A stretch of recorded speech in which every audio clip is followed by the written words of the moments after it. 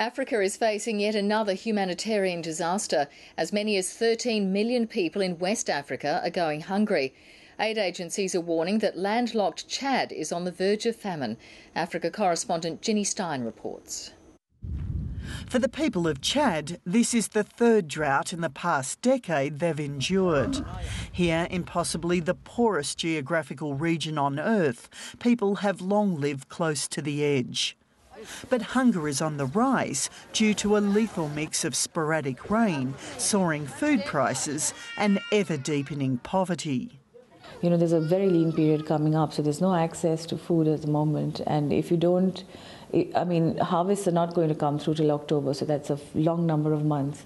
And the crisis is just going to become more and more acute if we don't do something about it now. The World Food Programme has plans to assist more than 9 million people in the region this year. That's quadruple the amount being fed right now. In eastern Chad, there's the additional challenge of feeding refugees who fled conflict in neighbouring regions.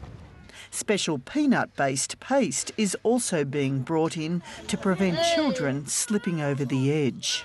This stuff is used to be able to provide the right nutrients to children who are at risk of severe acute malnutrition.